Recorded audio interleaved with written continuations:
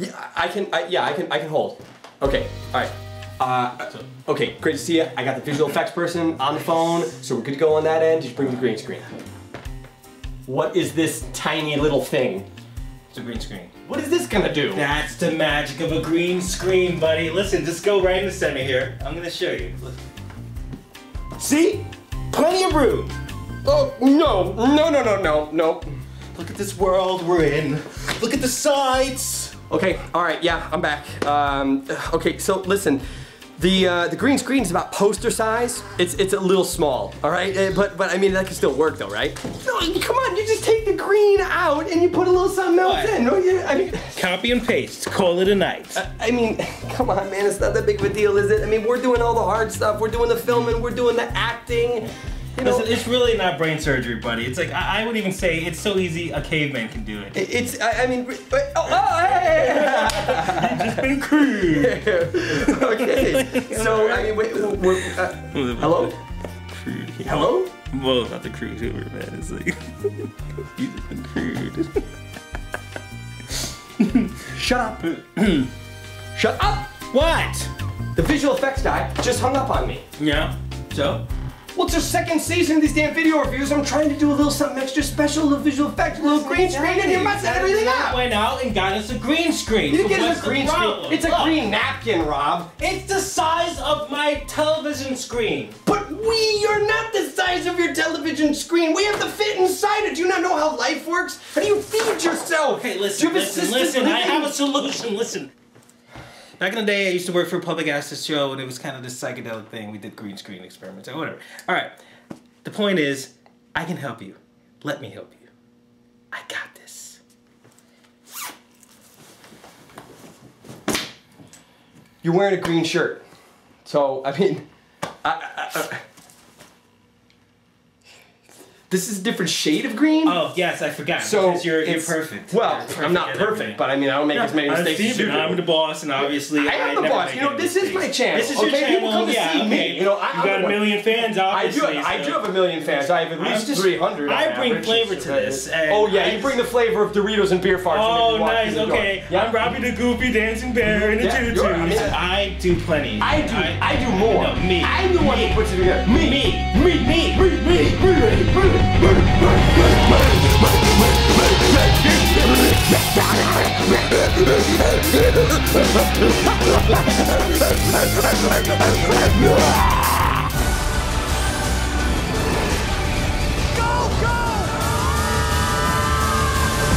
DreamWorks The Croods. Okay, Rob, we're back for, I guess we're calling this season 2 of our video reviews. And the first movie we're starting off with is The Croods.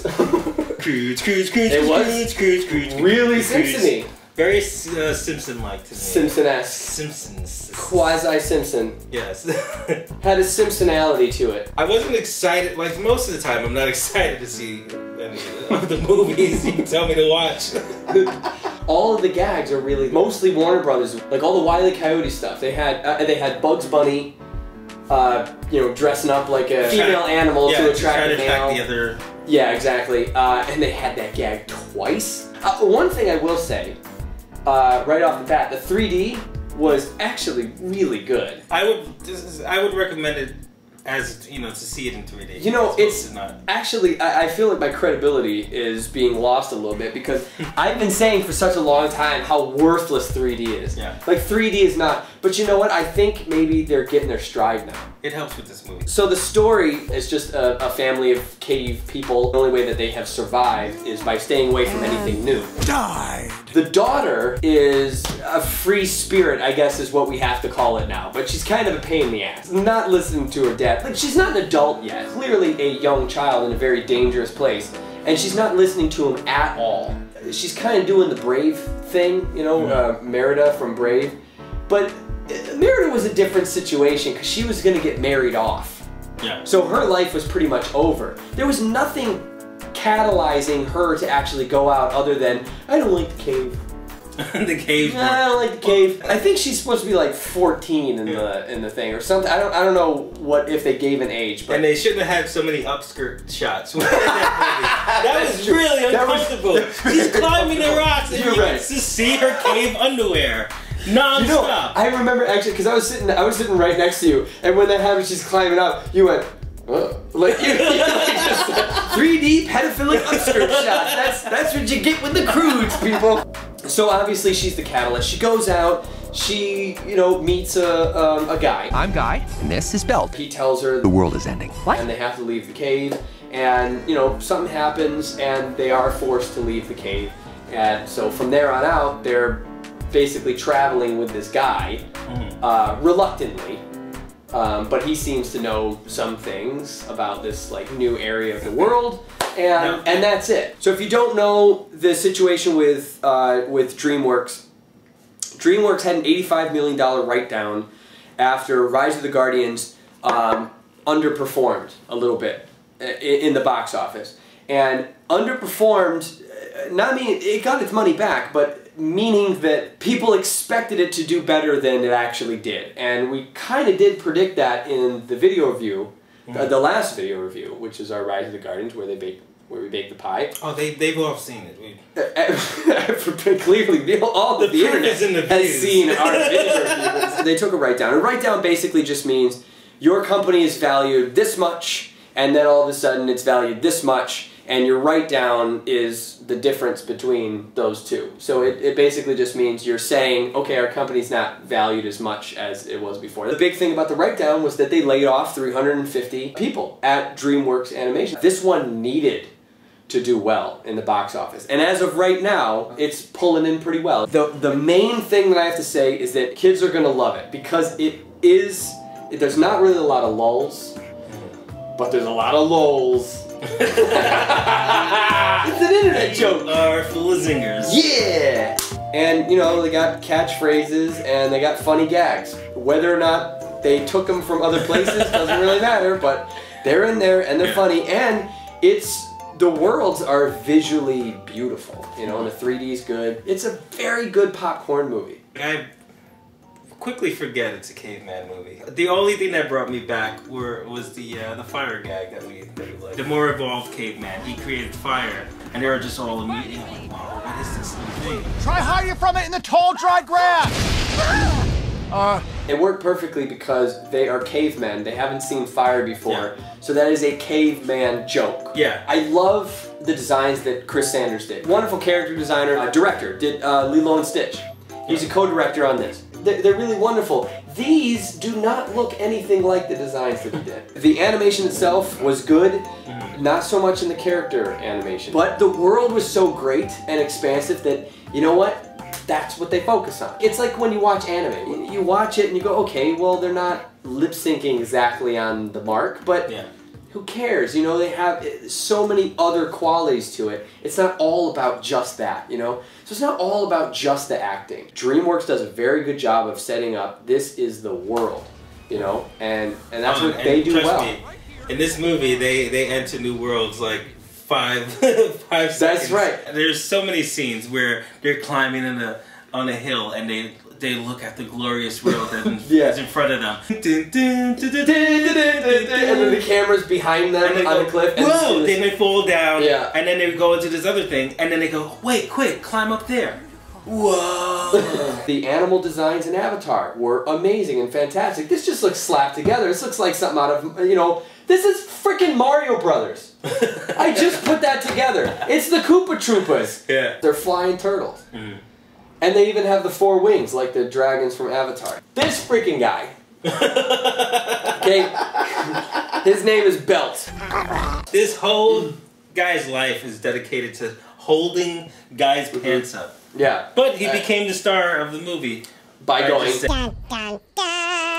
The Slump already knew it was going to be a big catchphrase because he looked at the camera and dun dun dun! I mean, am I right? All the kids saw the preview ahead of time. So they all shot along with it. They loved it. You were concerned about kids believing that they were animals. Yeah. Well, I don't want kids to come up because, Ice Age actually had, animals, creatures from the Ice Age. For the most part, it was a very, accurate movie that way. Finding Nemo. Very accurate with its marine biology. Except for the fact that Nemo's dad would have turned into a female and then mated with Nemo because they're hermaphroditic. See you later. It's true. It's science. Dun, dun, dun. These don't exist. These don't exist. These don't exist. These don't exist. These don't exist. These don't exist. I love how angry this makes you. They actually could have played with some science, but they didn't because they didn't care at all, and it just kind of annoyed me because by that point, with the dun dun dun, I just gave up and I just said, "This is not the type of movie that I was hoping for or expecting. I'm just gonna let it be whatever it is." They have jokes for 30-year-old men who go to children's movies. They have jokes for us. We found it funny. There's times where we were just LOLing. We already said something about DreamWorks and how they had to have the write down and they lay off a bunch of people. And this movie looks to be, back on track to getting people some jobs back. Our opening skit also referenced the visual effects problem, and they don't have a union, right? No, there's no union. There's a concept above the line and below the line. And above the line basically means it's like an actor. You cast an actor and you film all the scenes. If he walks off the set, he's going to change the movie. That's above the line. Everybody below the line is like a grip or someone who does the catering. It'll slow your production down, but it's not really necessary. You can replace that person. We have unions for just about everything for people that used to be considered below the line. Because when you're below the line, you need a union to make sure they're not going to treat you like crap. Because that's what they do to people below the line. Something like Avatar, when they say like Avatar was 60%, all animated. No, way more than that. Because I think what they're talking about is 60% of the people on screen are animated.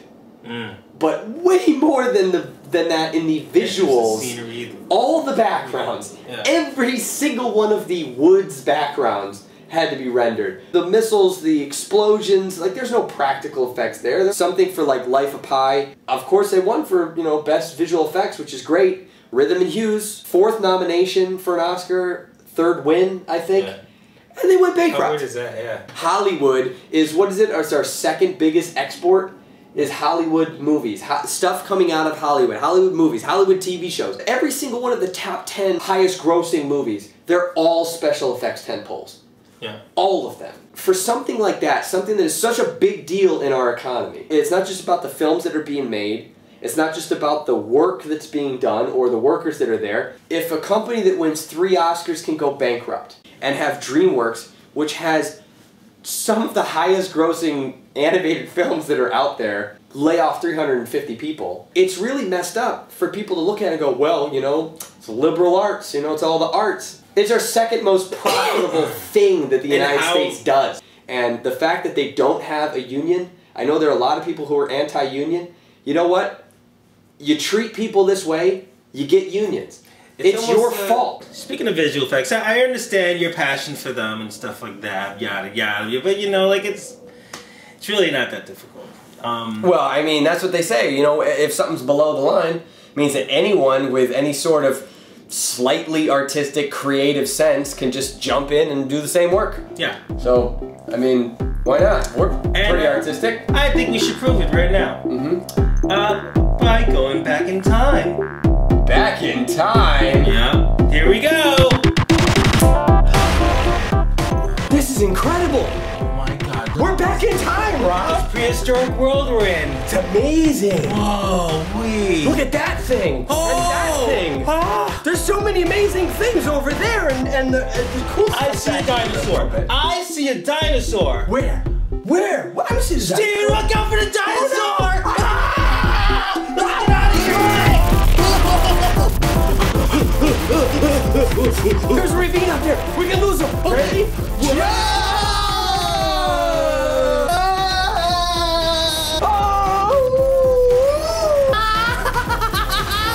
Yeah! High five, bird! We're coming down!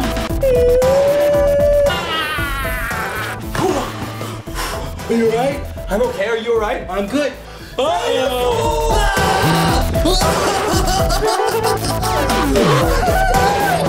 There's a rock! Oh, whoa!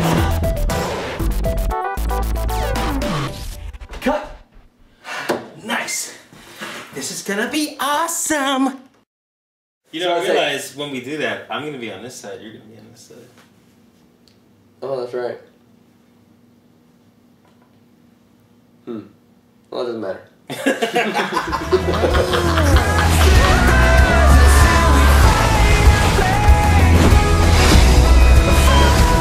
DreamWorks The Croods.